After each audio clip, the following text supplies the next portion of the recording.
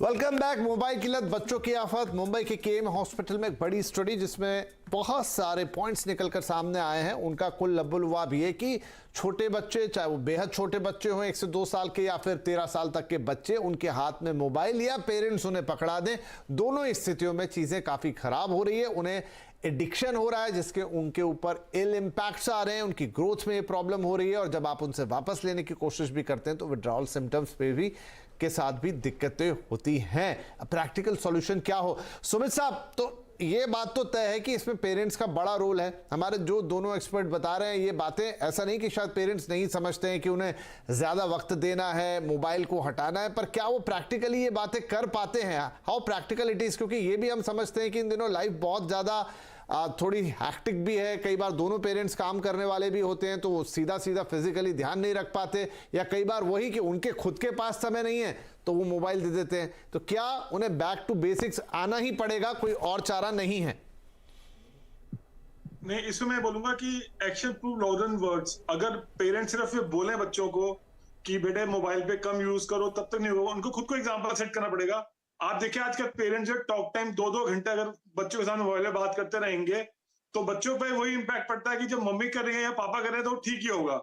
तो एक अपना जो टॉक टाइम है उसको कम करना पड़ेगा। एक जो है, दूसरा जो वो खुद सोशल मीडिया को यूज करते हैं उनको उनके सामने एग्जाम्पल सेट करना पड़ेगा कि बेटे देखो मेरे को आंखें में मुझे प्रॉब्लम हो रही है, मेरे हेल्थ में भी इश्यूज आ रहे हैं। तो बच्चों को ऐसे समझाना पड़ेगा और उनको फिजिकल एक्टिविटीज के लिए जो आउटडोर एक्टिविटीज है उसमें ज्यादा इन्वॉल्व करना पड़ेगा। रात को लेट तक खुद अगर आप मोबाइल यूज करेंगे, आप एक्सपेक्ट करेंगे बच्चा देख के ना यूज करे, वो पॉसिबल नहीं है। तो यहाँ पेरेंट्स को ये इनिशिएटिव लेना पड़ेगा कि एक तो मोबाइल अपना टॉक टाइम कम करें और बच्चों पे ज्यादा ध्यान दें। दूसरा ये है कि उनके सामने ही जितना वो यूज करेंगे बच्चे समझेंगे इसमें कोई गलत नहीं है। तो जब तक वो अपना यूजेज कम नहीं करेंगे पेरेंट्स इसको वो नहीं कर सकते। इसमें फैमिली टाइम को ज्यादा करें। और जैसे हमने रूल बनाया हुआ घर पे कि जब खाना खाते हैं कोई मोबाइल टेबल पे ऑन नहीं रहेगा, मोबाइल ऑफ होगा या फिर टेबल पे नहीं होगा। तो एक फिक्स टाइम दे बच्चों को भी, आपको मोबाइल अगर यूज भी करना है इस टाइम पे दीजिए। और मेरे ख्याल से जब तक बच्चों को मोबाइल की जरूरत नहीं है, जब तक वो 10th क्रॉस नहीं करते, उससे पहले इंडियन मोबाइल उनको नहीं लेके देना चाहिए। जी, तो यहाँ पर डॉक्टर घोष, अब मैं ये तो नहीं कहूँगा कि चीन जैसे आप नियम बना दें कि वहाँ पर तो आप गेम के घंटे तय कर दें, दिन तय कर दें, मोबाइल कंपनियों को आदेश दे दें कि आपने अगर वो अलाउ किया तो फिर ये जुर्माना आप पे लगेगा। शायद ऐसा हमारे यहाँ तो ना हो, ये सेल्फ डिसिप्लिन का ही मामला है। क्या कहेंगी आपको इसमें बच्चे का कितना रोल है? क्योंकि अब 13 साल का बच्चा उतना छोटा भी नहीं होता, उसे हम कैसे समझाएं? क्या कोई प्रोग्राम्स है इन दिनों हॉस्पिटल वगैरह में, अगर वहां भी ले जाने की जरूरत पड़े जहां पर काउंसलिंग हो तो वो भी कराई जाए? क्या सॉल्यूशन होगा इसका? क्योंकि शायद आप ऐसे रोज कहते रहेंगे, बच्चे को उतना असर कभी नहीं होगा। डेफिनेटली, स्पेशली 12-13 साल के बच्चों में एक डिफाइंड टेंडेंसी होती है कि पेरेंट्स जो बोलते हैं अगर मना करे, वो उन चीजों पे और इंक्लिनेशन होता है करने का। तो डेफिनेटली काउंसलिंग हेल्प करती है, जहाँ पे एडोलेसेंट्स को, जो 12-13 साल के बच्चे हैं, उनको समझाने में कि क्या क्या नेगेटिविटी आ रही है बिकॉज ऑफ स्क्रीन एडिक्शन। इन बच्चों में सवाल करने की प्रवणता ज्यादा होती है, तो उनको ये समझाना कि क्यों हम मना कर रहे हैं या क्यों पेरेंट्स मना कर रहे हैं, ये बहुत जरूरी है। दूसरा, जैसे कि मैंने बोला, इन लोगों को फिजिकल एक्टिविटीज में इन्वॉल्व करना।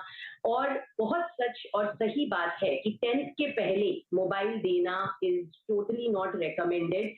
और अगर बच्चे पेरेंट्स के मोबाइल यूज भी कर रहे हैं तो उनमें जो अननेसेसरी एप्स हैं उनको अनइंस्टॉल कर देना, या फिर नोटिफिकेशन को ऐसे कंट्रोल में रखना ताकि बच्चों में अननेसेसरी, बहुत समय जो बड़े भी ऐसे एप्स हैं जो सर्फ नहीं करते वो जाके करने लग जाते हैं। तो काउंसलिंग डेफिनेटली हेल्प करते हैं टीनेजर्स को ये समझने के लिए कि कैसे उनके मानसिक विकास पे मोबाइल का एडिक्शन नेगेटिवली अफेक्ट कर रहा है, और उसके साथ साथ उनको ज्यादा से ज्यादा फिजिकल एक्टिविटीज, हॉबीज में इन्वॉल्व करना, जिनसे उन्हें और भी अदर प्रोडक्टिव चीजों से प्लेजर मिले, खुशी मिले। और डिजिटल डिटॉक्स एक दिन में नहीं होता है, हमें धीरे धीरे करना पड़ेगा। बच्चे सुबह उठ के तुरंत फोन लेके बैठ जाते हैं, तो ये सिखाना पड़ेगा कि रात को सोने से 1 घंटा पहले और उठने के 1 घंटे बाद आपको मोबाइल टच नहीं करना है। तो ये सब सीख हम तभी दे सकते हैं अगर प्रॉपर काउंसलिंग और थेरेपी से बच्चों को भी हम हेल्प करें और पेरेंटल सेशन भी उसके साथ करें। और एट द सेम टाइम उनको ज्यादा से ज्यादा फिजिकल और out of stream offline hobbies में इन्वॉल्व कर सके। जी, तो चलिए ये कुछ चीज़ें हुई यहाँ पर। तो आई थिंक हम इसे ऐसे ही कंक्लूड करेंगे कि आपको थोड़ा सा बैलेंस तो बिठाना पड़ेगा। पेरेंट्स को खुद एग्जाम्पल सेट करने पड़ेंगे। पेरेंट्स को पहले तो खुद ये समझना पड़ेगा, चाहे उनका बच्चा हो चाहे वो खुद हो, दोनों के लिए डिजिटल डिटॉक्स जरूरी है। ये टेक्नोलॉजी है तो टेक्नोलॉजी का इस्तेमाल एक तरीके से ही हो सकता है। इस तरह की जो रिपोर्ट्स हैं, प्रोग्राम है, शायद उससे थोड़ी बहुत अवेयरनेस आए कि इससे बच्चे के विकास पर कितना फर्क पड़ता है। चलिए आप तो बड़े हैं लेकिन आपका बच्चा अभी बढ़ रहा है, तो ये सारी चीज़ें बहुत ज़रूरी हैं। बहुत इसमें कोई रॉकेट साइंस नहीं होगा, थोड़ी मेहनत लगेगी पेरेंट्स की। यहाँ पर ज़रूरत है तो डॉक्टर्स के पास चले जाइए, कंसल्ट कर लीजिए, किसी एक्सपर्ट से बात करा दीजिए, ताकि बच्चे को भी समझ में आए कि चलो ठीक है मम्मी पापा कह रहे हैं लेकिन ये बता रहे हैं तो ये बात और सही होगी, ताकि हम अपने मोबाइल का यूज़ थोड़ा सा लिमिटेड करें, क्योंकि इसी तरीके से शायद आप बच्चों को उससे दूर रख पाएंगे। छीना झपटी करेंगे तो वही विड्रॉल सिम्टम और सारी चीज़ें, शायद स्थिति और बिगड़े। तो बहुत शुक्रिया आप सभी मेहमानों का। आई होप कि ये थोड़ी सी अवेयरनेस है, बच्चे भी अगर इस कार्यक्रम को देख रहे होंगे तो शायद वो समझ पाएंगे कि हाँ हमारे लिए सही क्या है और गलत क्या है। बहुत धन्यवाद इस कार्यक्रम में भाग लेने के लिए। नमस्कार।